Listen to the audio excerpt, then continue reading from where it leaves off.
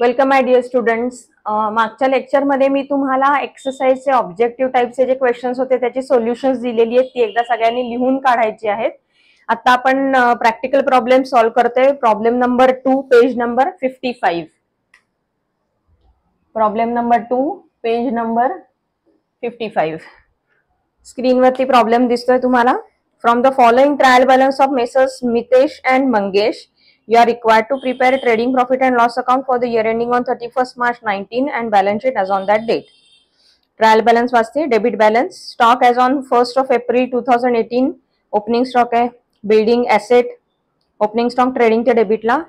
Carriage नुसतं carriage आहे, trading debit. Factory expenses, factory शब्द आला, trading debit. Postage P&L debit. Bills receivables asset, sundry debtors asset. Return inward म्हणजे sales return आहेत, सेल्सला dot करा. Purchases audit fees P&L debit. Loose tools asset असतात. Manufacturing expenses, factory expenses, manufacturing expenses related to production असल्यामुळे ट्रेडिंगच्या डेबिटला. Electricity charges P&L debit. General expenses P&L debit. Export duty P&L debit. हे mark करा. Import duty असेल तर trading डेबिटला येते. एक्सपोर्ट ड्युटी सेल्सशी रिलेटेड असल्यामुळे ते इनडायरेक्ट एक्सपेंडिचर झाला, P&Lच्या डेबिटला. Cash in hand asset, bank balance asset. Conveyance P&L debit. Furniture asset, salary P&L debit. Rent rates taxes P&L debit. Drawings दिलेली आहेत कॅपिटल अकाउंटच्या डेबिटला. Credit balance, sundry creditors liability. Sales ट्रेडिंगच्या क्रेडिटला. कॅपिटल दोघांचंही आहे, मितेश मंगेश कॅपिटलच्या क्रेडिटला. आउटस्टँडिंग सॅलरीज लायबिलिटी मध्ये लिहायचंय. ऑलरेडी आउटस्टँडिंग सॅलरीज ऍडजस्टमेंट मधल्या वेगळ्या असतात आणि ह्या आउटस्टँडिंग सॅलरीज ट्रायल बॅलन्स मध्ये दिलेल्या आहेत त्या लायबिलिटीला येतात. Bills payables liability. Return outward, return outward हे परचेस रिटर्न असतात, परचेसला डॉट करा. करंट अकाउंट दिलेले मितेश आणि मंगेशचं, याचा अर्थ हे फिक्स कॅपिटल मेथड आहे. सो आपण जे कॅपिटल अकाउंट करणार आहोत ते कॅपिटल अकाउंट नसून करंट अकाउंट आहे. सो ड्रॉइंग्स करंट अकाउंटच्या डेबिटला घ्यायचे आहेत आणि कॅपिटल अकाउंट डिरेक्टली लायबिलिटीला पहिलं कॅपिटल अकाउंट लिहून बॅलन्सेस लिहून टाकायचे. ठीक आहे. सो आपण करंट अकाउंट करणार आहोत या प्रॉब्लेम मध्ये. ऍडजस्टमेंट्स वाचते. Mitesh and Mangesh are sharing profits and losses in the ratio 3:1. Underline करून ठेवा. Partners are entitled to get commission at 1% each on gross profit. या प्रॉब्लेमला मार्क करा. हा असा प्रॉब्लेम पहिल्यांदाच करतोय आपण, ग्रॉस प्रॉफिट वरती पर्सेंटेज काढायचंय. The closing stock is valued at 23,700. Trading credit asset. Outstanding expenses audit fees आणि कॅरेज. मार्क करा ऑडिट फीज आणि कॅरेजला. Building is valued at 46,500. इथे व्हॅल्युएशन डिरेक्टली दिलेलं आहे. आपण जनरली कसं करतो, आपल्याला बिल्डिंग किंवा कुठलीही ऍसेट असेल तर डेप्रिसिएशन अप्रिसिएशनचे पर्सेंटेज दिलेले असतात. इथे व्हॅल्युएशन दिलेले. व्हॅल्युएशन म्हणजे काय करायचं असतं, जी व्हॅल्यूड फिगर दिलेली आहे ती डिरेक्टली आउटर कॉलम मध्ये घ्यायची आणि जी ट्रायल बॅलन्स मध्ये दिलेली फिगर आणि व्हॅल्यूड फिगर यामधला डिफरन्स हा डेप्रिसिएशन किंवा अप्रिसिएशन म्हणून घ्यायचा. Furniture depreciated by 5%. Provide interest on partners capital at 2.5% per annum. Goods of ₹900 were taken by Mangesh for his personal use. Interest on partners capital मगाशी वाचलं आपण, त्याचं काय करणार आहोत आपण, P&Lच्या डेबिटला आणि करंट अकाउंटच्या क्रेडिटला. Goods worth ₹900 were taken by Mangesh for his personal use. Goods are going out ट्रेडिंगच्या क्रेडिटला. पर्सनल यूज म्हणजे ड्रॉइंग्स आहेत करंट अकाउंटच्या डेबिटला. Write off 1,000 as bad debts. Maintain RDD at 3% on sundry debtors. Adjustment नेहमीचीच ही. आपण आता हे problem solve करायला घेणार आहोत.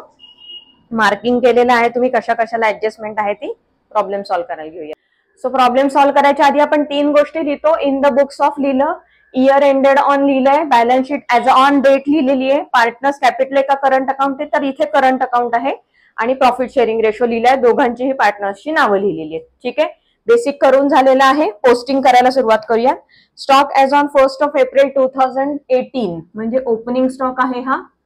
To opening stock. अमाऊंट आहे 25,000. Outer column figure. Building assets मध्ये सुरुवातीला आपण फिक्स्ड ऍसेट्स लिहितो, त्याच्यामुळे बिल्डिंग लिहायला हरकत नाही. बिल्डिंगला ऍडजस्टमेंट आहे. इनर कॉलम फिगर 48,500 ऍडजस्टमेंट आहे त्याला. कॅरेज कॅरेजच्या आधी आपण ट्रेडिंग मध्ये परचेसेस लिहितो. सो 2 परचेसेस लेस परचेस रिटर्न. आपण प्रॉब्लेम वाचला, आपल्याला माहिती आहे परचेस रिटर्न आहेत. सो 2 परचेसेस लेस परचेस रिटर्न आणि मग लिहायचंय 2 कॅरेज. कॅरेजला ऍडजस्टमेंट आहे, इनर कॉलम फिगर आहे 1780. त्यानंतर फॅक्टरी इन्शुरन्स 2700. कॅरेजला एक ओळ सोडा आणि मग लिहा factory insurance. Outer column figure 2700. याला कुठली इन्शुरन्स प्रीपेड वगैरे ऍडजस्टमेंट नाहीये. पोस्टेज 1600. P&L मध्ये फर्स्ट रो सोडायची आणि मग लिहायचंय 2 पोस्टेज. Outer column figure 1600. त्याला ऍडजस्टमेंट नाहीये. Bills receivables. आता बिल्डिंगच्या खालती आपल्याला फर्निचर पण माहिती आहे, अजून काहीतरी आहे ना, एक ऍसेट आहे मध्ये मला वाटतं लूज टूल्स. सो इथे टोटल 5-6 लाईन्स लागतील आणि मग आपण खालती लिहिणार आहोत बिल्स रिसिवेबल्स. सो तो मध्ये थोडीशी जागा सोडली आहे मी आणि मग लिहिलंय बिल्स रिसिवेबल्स. बिल्स रिसिवेबल्स इथे ऍडजस्टमेंट नसल्यामुळे outer column figure 13,700. Sundry debtors. Bills रिसिवेबल्सच्या खालती लगेचच लिहून टाकायचंय sundry debtors. Inner column figure आहे 52,200. याला आपल्याला बॅड डेट्स आणि आरडीडी 2 ऍडजस्टमेंट्स असल्यामुळे 3 ओळी सोडायच्या आहेत. रिटर्न इनवर्ड म्हणजे सेल्स रिटर्न. परचेसच्याच ओळीवर आपण क्रेडिटला लिहितो by sales less sales returns. Sales returns किती आहेत, अमाऊंट काय होती त्याची 1600.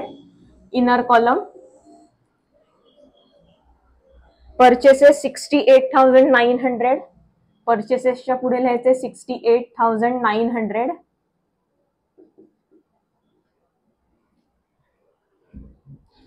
नंतर आहे ऑडिट फीज 1800. पोस्टेजच्या खालती मी लिहिते 2 ऑडिट फीज. ऑडिट फीजला ऍडजस्टमेंट असल्यामुळे ऍडजस्टमेंट आहे. Inner column figure 1800. त्याच्यानंतर लूज टूल्स. लूज टूल्स ही ऍसेट आहे. बिल्डिंगला एक ओळ सोडून मग लिहायचंय loose tools. Outer column figure कारण त्याला ऍडजस्टमेंट नाहीये 32,000. Manufacturing expenses trading debit to manufacturing expenses. ट्रेडिंगच्या डेबिटला अमाऊंट आहे 1820. 1820 आउटर कॉलम फिगर आहे. Electricity charges 2600. Outer column figure आहे इलेक्ट्रिसिटी चार्जेस. 2 electricity charges. एक ओळ सोडलेली आपण ऑडिट फीज साठी. Outer column figure 2600. General expenses 3400. P&Lच्या डेबिटला 2 जनरल एक्सपेन्सेस 3400. त्याच्यानंतर एक्सपोर्ट ड्युटी P&Lच्या डेबिटला. मगाशी मी त्याचं एक्सप्लेनेशन दिले तुम्हाला.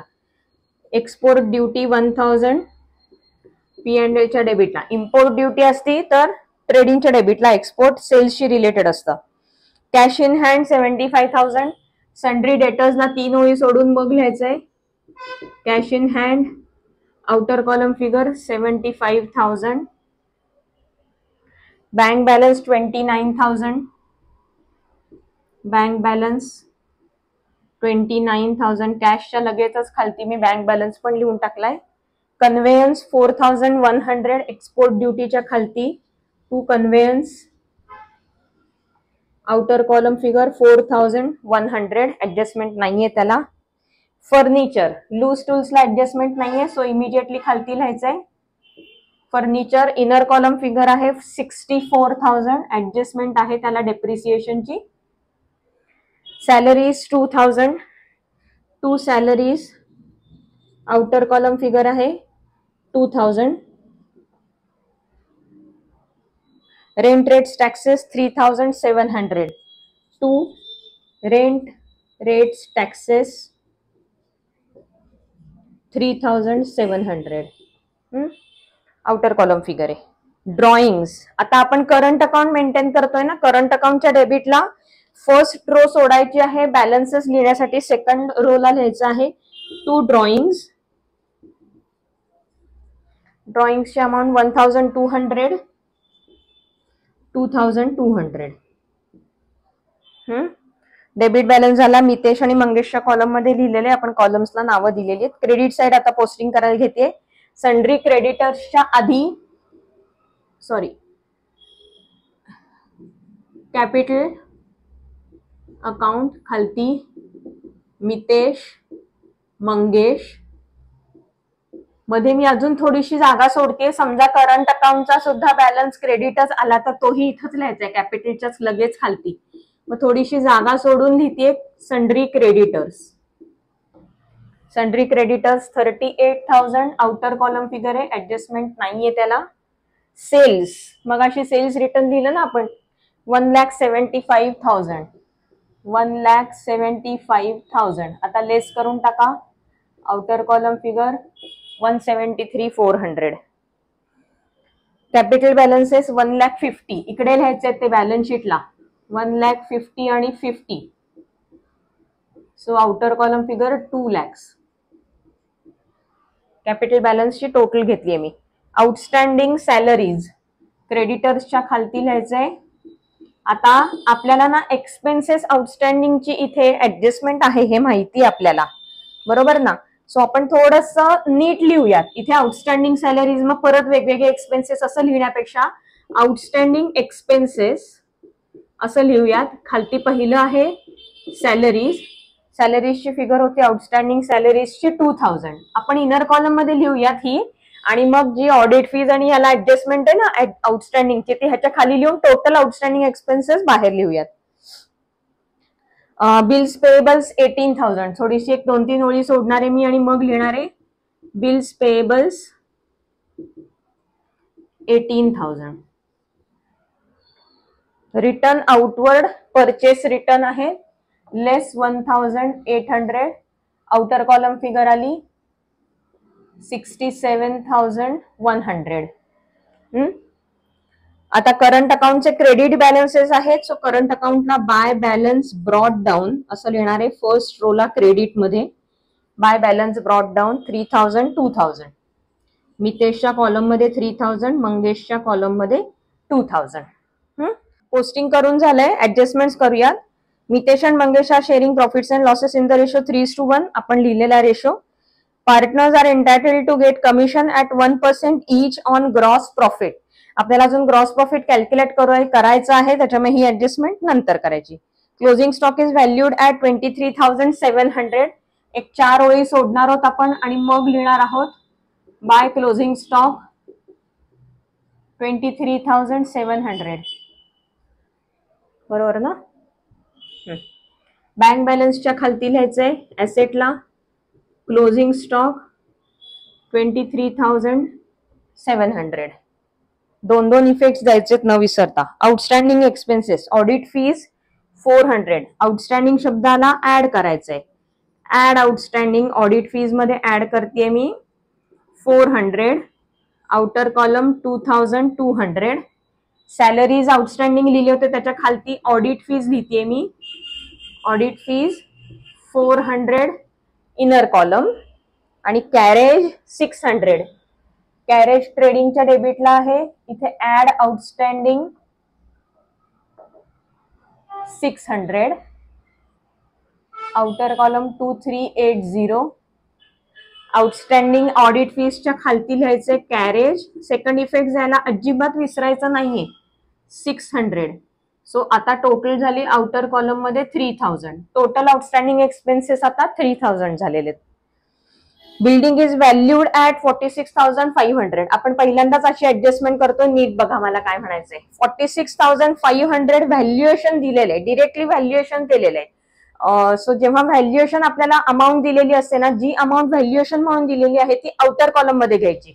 सो आता इथे मी अंडरलाईन करते एक जागा सोडून, आणि 46,500 ही फिगर जी दिलेली आहे व्हॅल्युएशनची ती आउटर कॉलम मध्ये दिली. आता ओरिजिनली ट्रायल बॅलन्स मध्ये 48,500 होतं. 46,500 आउटर कॉलम, म्हणजे डिफरन्स किती झाला 2,000 लेस झालेत. मग जेव्हा अमाऊंट लेस होते, व्हॅल्युएशनची अमाऊंट जेव्हा कमी असते त्यावेळेला त्याला डेप्रिसिएशन म्हणायचं, आणि व्हॅल्युएशनची अमाऊंट जर जास्त असेल तर त्याला अप्रिसिएशन म्हणायचं. सो इथे लेस डेप्रिसिएशन 2000. कळलं? डिरेक्टली आउटर कॉलम फिगर लिहिली आणि डिफरन्स आपण मध्ये लिहिला. ऍड झाला असता अप्रिसिएशन म्हणलो असतो, लेस झालाय म्हणून डेप्रिसिएशन. डेप्रिसिएशन काय? लेस फ्रॉम ऍसेट. P&L च्या डेबिटला 2 डेप्रिसिएशन, 2 डेप्रिसिएशन आहेत म्हणून एका खालती एक लिहायचे, खालती लिहायचे building inner column figure 2000. 2 effects दिले आपण. Furniture depreciated bye 5%. फर्निचर इथे खालती लिहायचे depreciation at the rate 5%. So 3200 amount आली. मी तुम्हाला कॅल्क्युलेशन सांगितलं होतं. एक झिरो काढला म्हणजे 10%, उरलं काय 6400. त्याच्या हाफ करायचे कारण 5% विचारले. 10%च्या हाफ 5%, 6400च्या half 3200. So outer column figure आली 60800. Less from asset P&L debit. बिल्डिंगच्या खाली लिहायचंय फर्निचर 3200. सो टोटल फर्निचर आलं 5200 आउटर कॉलम मध्ये. आता कुठलं डेप्रिसिएशन नाहीये म्हणून डेप्रिसिएशन फिगर बाहेर घेऊन टाकली मी. Provide interest on partners capital at 2.5% per ANM.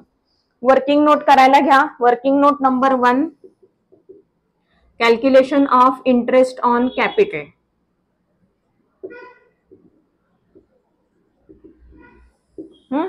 आता कॅपिटल बॅलन्सेस किती आहेत? मितेश 1,50,000 आणि मंगेश 50,000. सो पहिल्यांदा आपण मितेश लिहूयात. मितेश 1,50,000 आणि मंगेश एक 2 ओळी सोडून मंगेशचं नाव लिहायचं 50,000. 1,50,000 into 2.5 upon 100.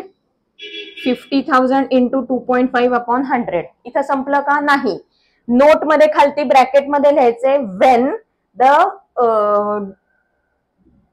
when nothing is given the interest on capital is calculated for 6 months. So आपण हे 6 मंथ साठी कॅल्क्युलेट करणार आहोत. ब्रॅकेट मध्ये नोट लिहून ठेवा. when the dates are not given असं लिहा. when the dates are not given the interest on capital is calculated for 6 months. so into 6/12 याचं कॅल्क्युलेशन करा तुमच्या एंडला. मी त्या दिवशी तुम्हाला सांगितलं होतं की नाही 2.5चं काय करायचं असतं. हा पॉइंट काढायचा आणि खालती एक शून्य द्यायचा म्हणजे हे 1/40 झालं.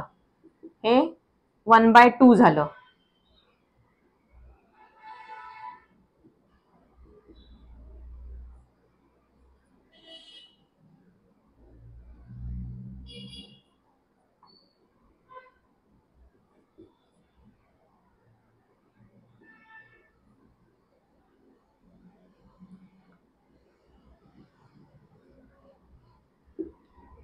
$1,875 ही अमाऊंट आली मितेशची.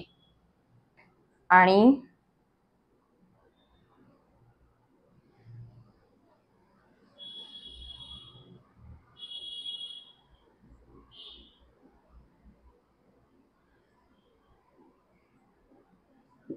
$625 अमाऊंट आली मंगेशची.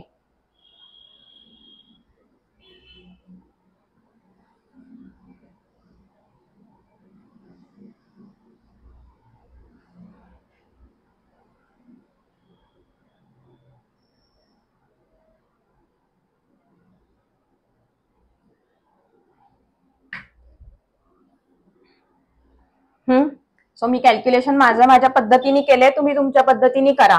सो मितेशचे इंटरेस्ट ऑन कॅपिटल आलं 1,875, मंगेशचं आलं 625. आता ह्याचं पोस्टिंग करायचंय. इंटरेस्ट ऑन कॅपिटल जिथे कॅपिटल लिहितो आपण तिथेच लिहायचं असतं. कॅपिटलला क्रेडिट बॅलन्स आहे म्हणजे इंटरेस्ट ऑन कॅपिटलला पण क्रेडिट बॅलन्स येतो. सो कॅपिटलच्या क्रेडिटला, पण इथे कॅपिटल अकाउंट नाहीये, करंट अकाउंट आहे. सो करंट अकाउंटच्या क्रेडिटला लिहिणार आणि P&L अकाउंटच्या डेबिटला, कारण हा एक्सपेंडिचर आहे बिझनेससाठी. सो करंट अकाउंटच्या क्रेडिटला लिहायचे बाय इंटरेस्ट ऑन कॅपिटल. ब्रॅकेटमध्ये लिहायचे वर्किंग नोट नंबर 1. अमाऊंट काय? 1,875 आणि 625. 1,875, 625. सेकंड इफेक्ट द्यायचा आहे. इथे इंटरेस्ट ऑन कॅपिटल लिहिल्यानंतर P&Lच्या डेबिटला लिहायचे टू इंटरेस्ट ऑन कॅपिटल खाली दोघांची नावं लिहायची आहेत. मंगेश आणि काय होतं, सॉरी, मितेश पहिला आहे, मितेश आणि मंगेश. इनर कॉलम फिगर्स येणार आहेत 1875 आणि 625. सो आउटर कॉलम मध्ये येणार आहे 2500. सो दोन्ही इफेक्ट्स दिले आपण करंट अकाउंटच्या क्रेडिटला आणि P&Lच्या डेबिटला, एक्सपेंडिचर आहे म्हणून. त्याच्यानंतर goods worth ₹900 were taken by Mangesh for his personal use. Goods are going out म्हणजे ट्रेडिंगच्या क्रेडिटला येणार by goods taken by Mangesh for personal use. Amount किती आहे 900, आउटर कॉलम मध्ये 900. Goods are taken by Mangesh for personal use आहे, ड्रॉइंग्स आहे. Current अकाउंटच्या डेबिटला 2 ड्रॉइंग्स, ब्रॅकेट मध्ये लिहायचे गुड्स टेकन. कशासाठी ड्रॉइंग्स आहेत, गुड्स टेकन. मंगेशच्या कॉलम मध्ये 900, मितेशच्या कॉलम मध्ये डॅश. 2 इफेक्ट्स दिले. Off write off 1000 as bad debts, maintain RDD at 3%. डेटर्सला लिहायचे लेस बॅड डेट्स. आता या प्रॉब्लेम मध्ये ट्रायल बॅलन्स मध्ये बॅड डेट्स पण नव्हतं आणि RDD पण नव्हतं, हे पहिल्यांदाच करतोय आपण. So less 1000. परत इनर कॉलम मध्ये बॅलन्स लिहायचा आहे 51,200. बॅड डेट्स म्हणजे P&Lच्या डेबिटला less from debtors P&L debit 2 bad debts new. Inner column figure कारण RDD आपण त्याच्यातच ऍड करणार आहोत. Inner column figure 1000, RDD at 3%. कोणत्या अमाऊंटवर 3%, हा जो बॅलन्स आलाय ना 51,200 ह्याच्यावर.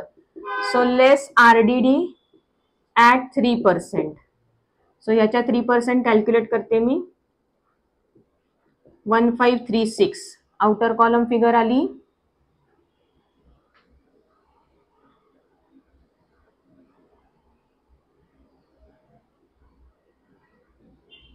49,664.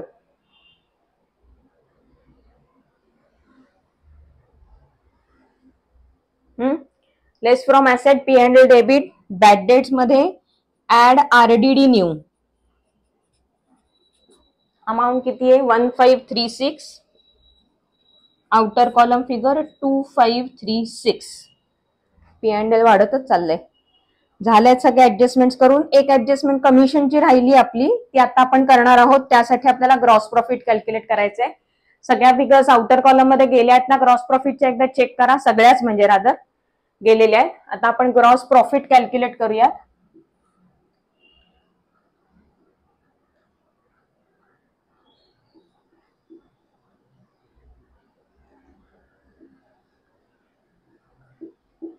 $1,98,000 टोटल आहे.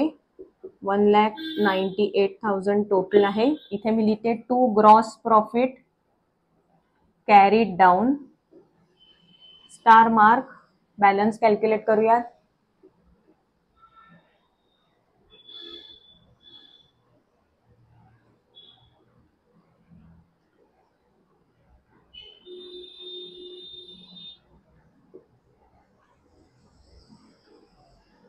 $99,000 हा आपला ग्रॉस प्रॉफिट आला.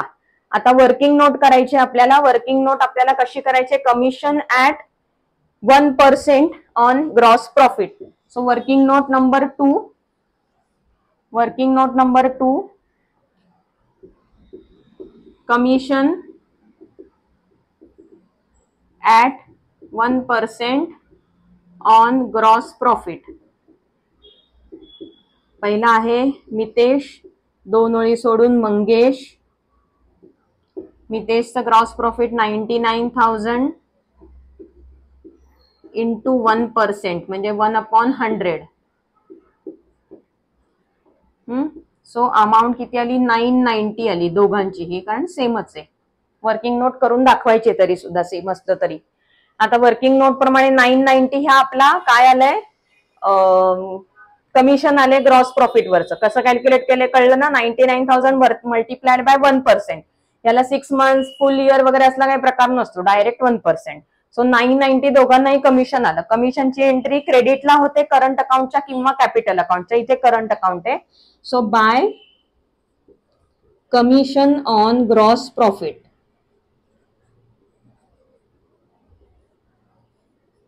$990 each. ते आपण घेणार आहोत P&Lच्या डेबिटला, कारण तो बिझनेस साठी एक्सपेंडिचर आहे.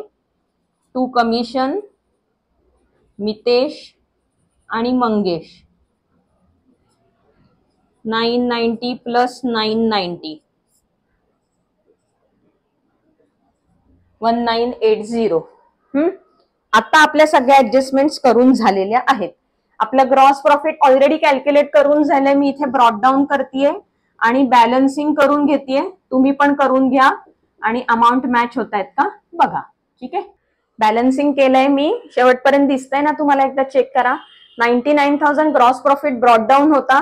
बॅलन्सिंग केलं 99,000 क्रेडिटचे टोटल आणि नेट प्रॉफिट आले 66,184. आता ह्याचे मी वर्किंग नोट बनवले. Working note number 3, share in net profit in the ratio 3:1. 66,184 Mitesh आणि मंगेशला इंटू 3/4 आणि 1/4, कारण 3:1 आहे रेशो. सो अमाऊंट आल्या 49,638 आणि 16,546. आता हा शेअर इन नेट प्रॉफिट कुठे जाणार आहे? करंट अकाउंटला. सो इथे मी लिहिलंय net profit transfer to current account. Current अकाउंटच्या क्रेडिटला लिहिलेलं आहे मी by profit and loss account ब्रॅकेटमध्ये share in net profit as per working 49,638,16546. इथे लिहा वर्किंग नोट नंबर 3. आता करंट अकाउंटच्या टोटल्स घेतलेले आहेत 55,503, 20,161. बॅलन्सिंग केलेलं आहे. Balance transfer to balance sheet star mark. तुम्हाला मी करंट अकाउंटचं काय सांगितलं? ज्या साईडला तुम्ही बॅलन्स लिहाल तिथेच वर त्याची एंट्री करून टाकायची. सो ह्या साईडला डेबिट साईडला जर तुम्ही बॅलन्सिंग केलेलं असेल तर बॅलन्सिंग फिगर डेबिटला असेल तर लायबिलिटीला ती फिगर लिहायची. बॅलन्सिंग फिगर क्रेडिटला असेल तर ऍसेटला लिहायची. दोन्हीही फिगर्स डेबिटला असल्यामुळे, बॅलन्सिंग फिगर्स डेबिटला असल्यामुळे लायबिलिटीला मी करंट अकाउंट लिहिलेले मितेश आणि मंगेश अमाऊंट घेऊन टोटल लिहिलेली आहे आउटर कॉलम मध्ये. आणि मग बॅलन्स शीट टॅली झाली आहे 3,30,364. आता तुमच्या प्रॉब्लेम मध्ये बुक मध्ये जो नेट प्रॉफिट 63,684 दिलाय ना, तो फक्त आपला मॅच नाही झालाय 66,184. पण आपला बरोबर आहे, कारण जर त्यांच्याप्रमाणे आपण मॅच करायला गेलो तर बॅलन्स शीट ही टॅली होणार नाही आपली. सो आपण जो प्रॉब्लेम केलाय तो बरोबर आहे. ठीक आहे, आपण नेक्स्ट प्रॉब्लेम सॉल्व्ह करायला घेऊयात आता.